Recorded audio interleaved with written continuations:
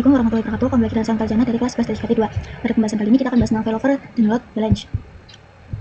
Nah, ketika company memiliki dua arah jalur ke internet atau company memiliki jalur internet dengan menggunakan dua jalur ISP, kemudian failover satu aktif, satu backup, kemudian load balance dua aktif bersamaan. Ini seperti biasa. Di sini kita tambahkan ISP, lalu tiga router namanya RSP1, RSP2 dan R customer, lalu kita tambahkan buat VPC 1 dan VPC 2. Nah, biasa di sini jangan lupa ketik root at 10.0.137.0/255.255.0 kemudian kalau sudah ada udah. Nah, di sini kita masuk ke router ISP. Di sini kita ketikkan IP address string. Lalu kalian login di box memakai IP yang ini.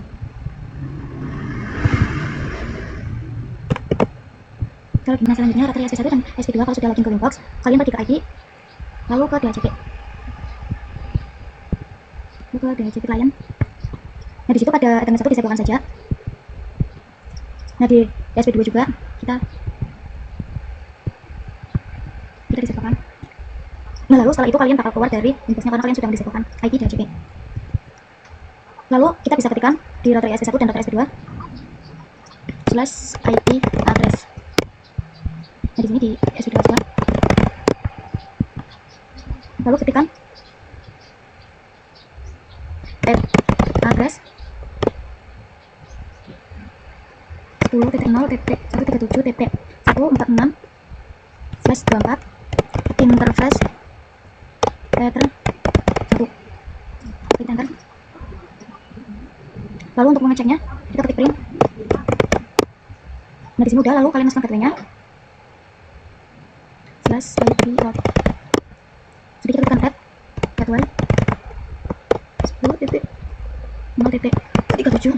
Kemudian enter. Untuk mengeceknya kita bisa tekan print.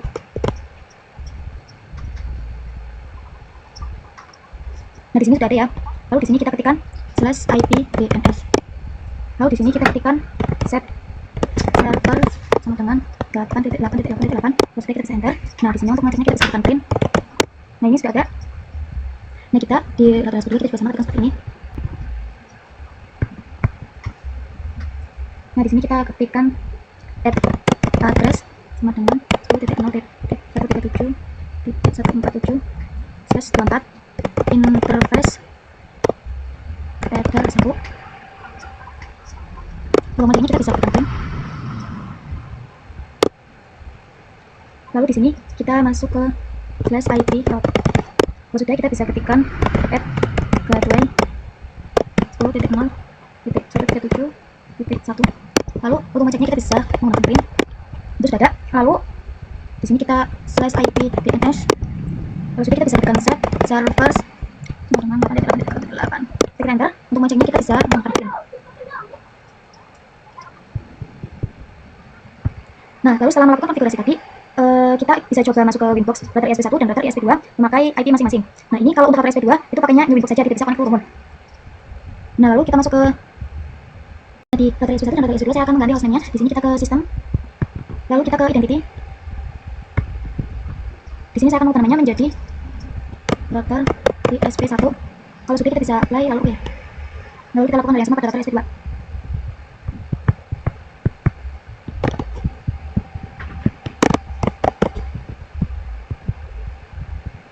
Nah, di sini kita ke sistem, lalu kita ke identity. Di sini kita ganti router ISP2. Kalau sudah, kita bisa apply lalu. Nah, lalu kita coba terminal router customer-nya. Ini kita login.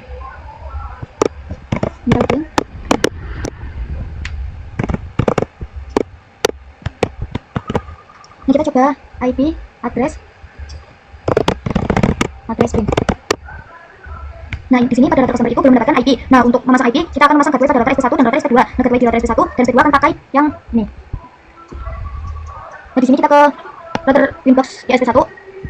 Lalu kita ke menu IP. Lalu kita ke addresses. Nah, di sini kita add. Nah, di sini kita tuliskan 192.168.1.1/24. Nah, di sini untuk interface-nya kita pakai yang Ether 2. Lalu kita bisa apply. Lalu oke. Nah, lalu di router ISP2 kita ke IP, lalu kita ke addresses. Nah, di sini kita klik tanda plus. Lalu di sini untuk addressnya yaitu 172.16.1.1/24. Lalu untuk interface kita pakai yang iPad 2. Kalau sudah, kita bisa apply. Lalu oke. Nah, lalu kita ke tata customer. Nah, di sini kita coba IP DHCP strip client print. Nah, di sini masih ada defaultnya. Kita coba dulu masuk ke IP DHCP client. Lalu kita coba remove saja. Remove number 0. Nah, jadi di nomor 0 ini kita akan hapus. Lalu kita print lagi. Nah, di sini sudah tidak ada. Lalu kita ke slash IP address. Kalau sudah, kita bisa ketik add address.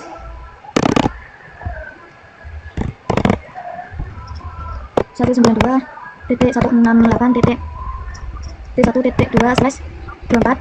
Lalu untuk interface-nya kita pakai yang R1. Nah, ini merupakan ID di SP1-nya. Lalu kita tambahkan lagi.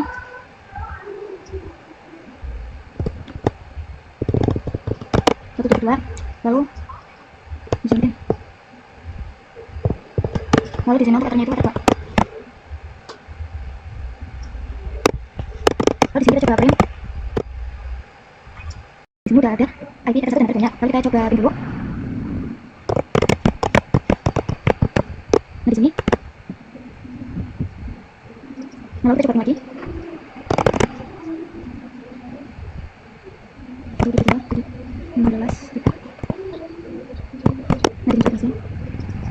Selanjutnya itu epic foto pada customer. Di sini kita menggunakan turun untuk customer-nya. Di sini kita ketik dulu. Di sini kita ketikkan all promote set enable yes. Nah, untuk mesinnya kita coba print.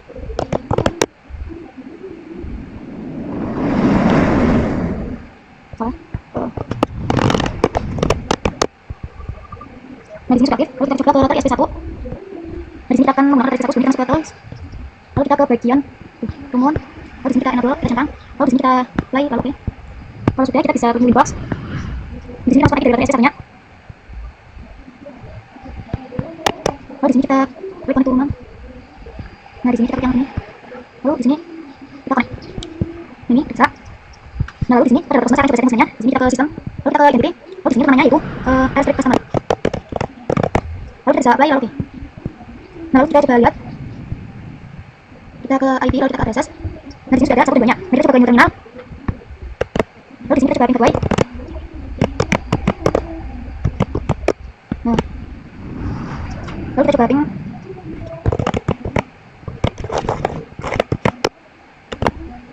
Di sini bisa, lalu kita coba IP client. Nah, di sini kita yang mengarah ke tidak ada, ya, yang 000. Ini kita tambahkan dulu, kita ke IP lalu di back. Kita ke IP, kita ke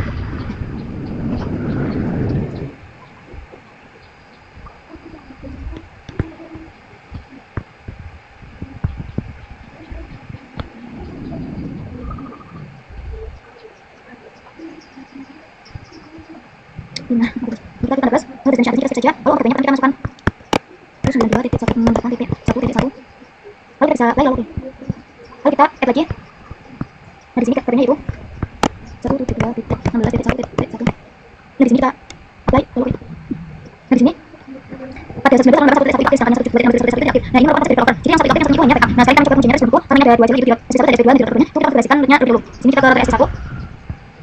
Lalu di sini kita ke ID, lalu kita ke firewall.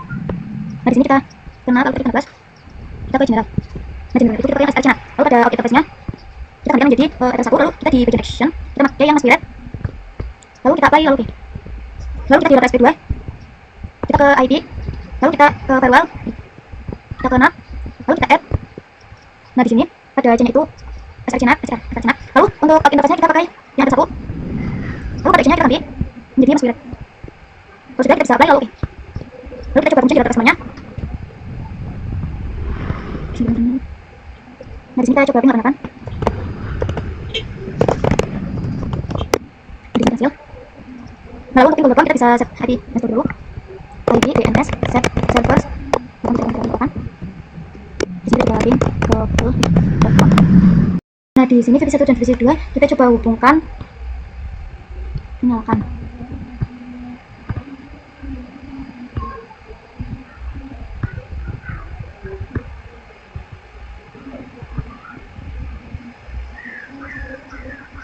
Nah, di sini kita akan buat si VPC ini bisa internetan. Nah, oleh karena itu kita bisa konfigurasikan netnya terlebih dahulu di router customernya ke router customernya. Sini kita ke router customernya, lalu kita bisa ke IP, lalu kita ke firewall, lalu di sini kita ke NAT. Nah, tapi sebelum itu kita bisa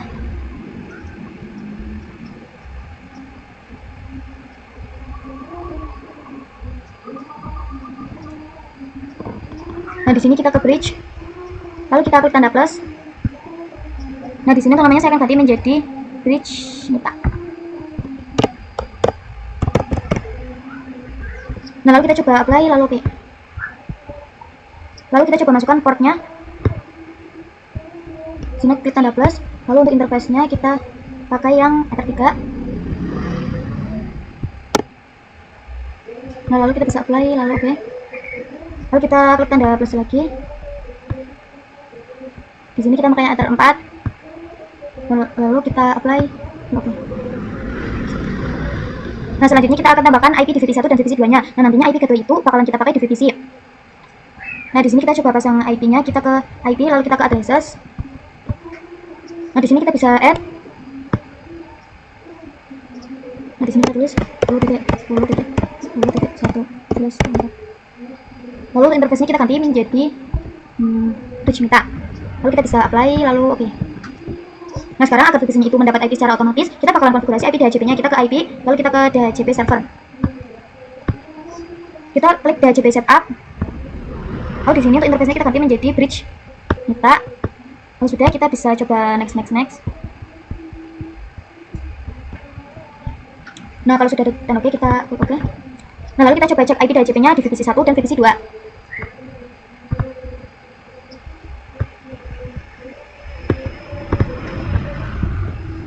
Nah, di sini kita ketik IP DHCP.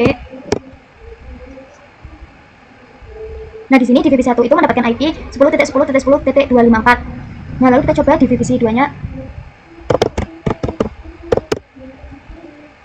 Nah, di sini kita mendapat 253. Lalu kita settingkan di router customernya biar VPC 1 dan 2 bisa internetan. Di sini kita ke router customernya. Habis dulu nih semua biar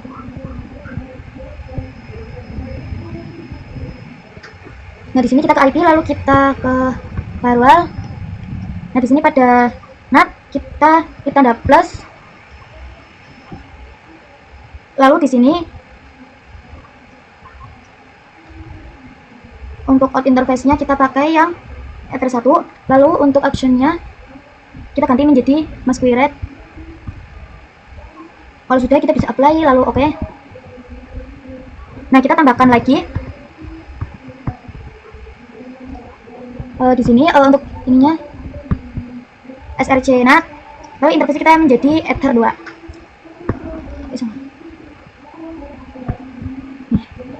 Ether 2. Lalu untuk actionnya kita rubah menjadi masquerade. Lalu kalau sudah, kita bisa apply, lalu oke. Lalu di sini kita coba ping 88 di VPC 1 dan VPC 2.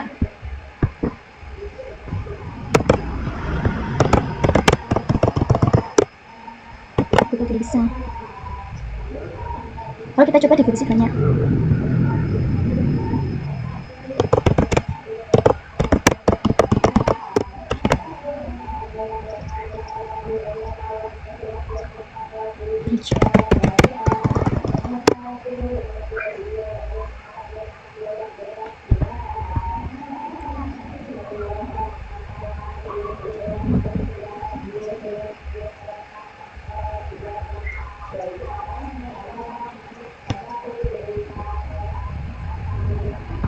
Nah, tadi kita itu memakai disable dan enable. Nah, kita coba ke menu IP, lalu kita ke root. Nah, tadi kita itu tinggal disable dan enable. Nah, tetapi itu kurang leluasa dan kita bisa memakai yang parameter yang namanya distance. Jadi semakin nilai distansinya itu semakin tinggi, maka semakin tidak diprioritaskan. Nah, kita akan besarkan distansinya di router 1.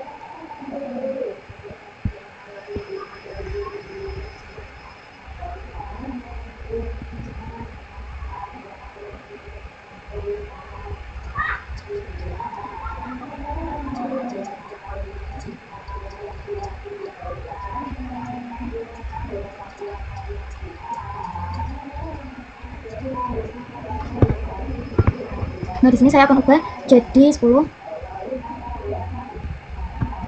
Kalau sudah, kita bisa apply. Oke. Nah, sekarang status S-nya itu berada di router 1. Nah, di sini saya akan coba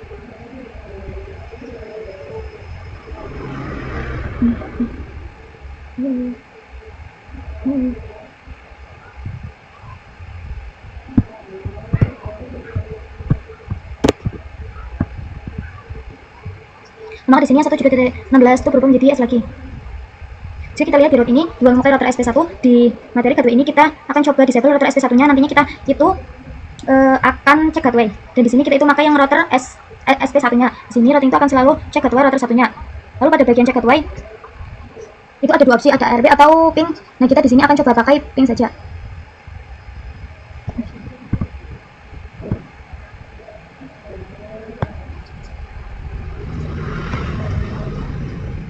Oh, maaf.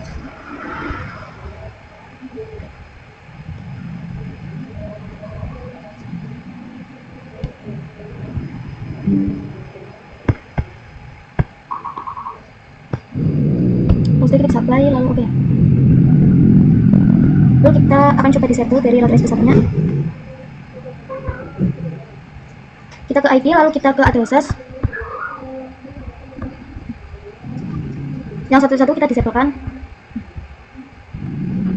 Lalu kita coba ke router customer-nya lagi. Nah, di sini bisa dilihat AS-nya itu berada di router SP1-nya. Lalu AS-nya itu berpindah pada router SP2. Karena tadi IP dari router SP1 itu disable. Kan ether, lalu kita coba aktifkan lagi.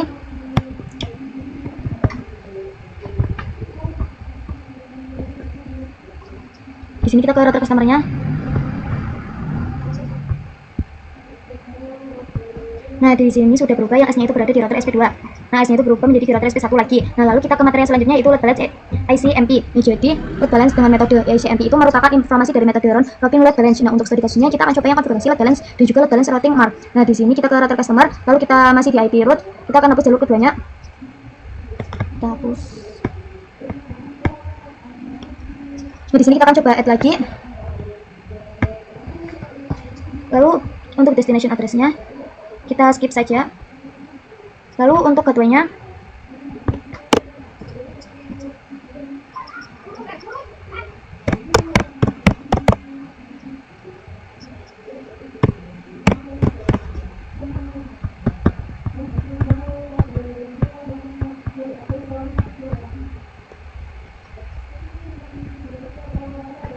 ini itu 172 16 171. Kalau sudah, kita bisa apply, lalu oke. Nah, lalu kita akan coba di VPC, kita coba ping apa-apa. Kita coba sama hidup sama sini, lalu kita ke Facebook. Misalnya di sini kita bisa ke lalu kita itu ICMP, lalu kita bisa start.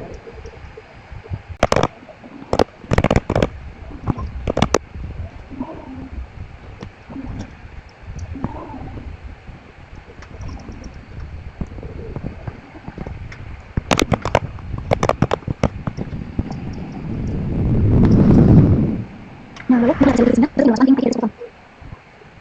Aku akan mengatur dari satu kecepatan di materi ini. Saya akan membuat router SP1 itu 2 Mbps dan router SP2 itu 8 Mbps. Kita masuk ke router customer-nya. Di sini kita ke IP, lalu kita ke root. Kita buka yang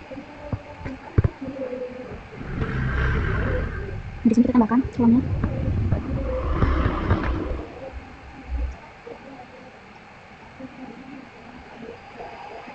Di sini mau kita tulis 1.2.16.1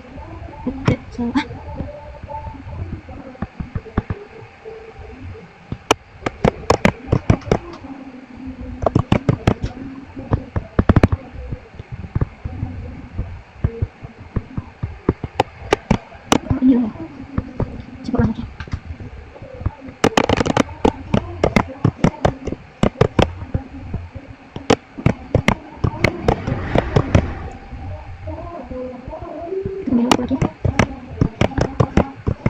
Jadi kita coba apply lupa ya. Kita coba ke terminal. Ketik IP loading. Nah, di sini bisa dilihat ada jalur router SP2 lebih banyak daripada SP1. Misalkan di sini pada prinsip kita coba ping IP dari facebook.com. Nah, selanjutnya itu konfigurasi load balance itu bekerja dengan sistem SSH address. Nah, misalnya di sini VPC1 itu mau internetan, dia itu bakalan pakai router SP1. Nah, sedangkan VPC2 itu bakalan pakai router SP2-nya. Nah, di sini kalau pakai ACS itu dia maka IP dari GPG itu harus memakai yang statik. Di sini kita masang IP untuk VPC1 dan VPC2. Nah, di sini saya akan edit terlebih dahulu. Nah, di VPC1 kita pasang IP /24 kita masuk 10.1/24. Lalu kita nanti di divisi 2 nya 10.12/24 10.10.10.1/24. Kita enter. Lalu kita ke router customer, lalu kita ke IP, lalu kita ke routes. Nah, di sini kita bisa bukan terlebih dahulu. Nah, lalu kita ke kita tanda plus. Lalu pada bagian addressnya kita masukkan IP dari VPC-nya. 10.10.10.11. Nah, di sini untuk IP-nya saya akan buat saja itu VPC1. Kalau sudah kita bisa apply. Oke. Nah, kita bisa add lagi di sini. Lalu untuk tabelnya tidak ada. Kalau sudah kita bisa apply. Nah, masuk dari tabel misalnya di sini ada paket dari IP ini, maka di sini itu akan melihat routing table di satu. Nah, lalu kita ke routers, kita lagi. Nah, di sini pada bagian addressnya kita pakai yang ini saja. Lalu tabelnya kita pakai router SP1. Nah, di sini pada routing marknya kita pilih yang tadi. Di sini kita pakai yang VPC1. Nah, lalu kalau sudah kita bisa apply. Lalu kita tanda plus lagi. Di sini untuk addressnya kita skip saja. Lalu untuk hardware-nya yaitu 172.16.16.1. Nah, pada routing marknya kita pakai yang VPC2. Nah, kalau sudah kita bisa apply. Lalu kita uji coba, kita coba ping 88 di VPC1. Nah, di sini berhasil. Nah, lalu di sini kita masuk ke pembahasan yang terakhir, yaitu di sini kita ke router customer, lalu kita ke IP, lalu kita ke routes. Nah, yang tadi kita konfigurasikan 3, ini kita hapus saja.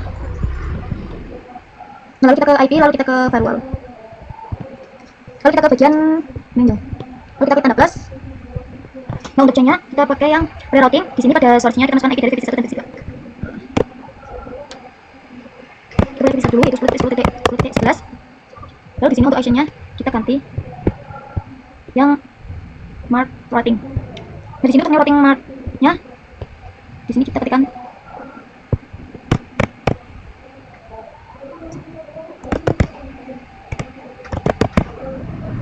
lalu kita. Nah, sekarang kita add lagi untuk divisi 2 nya.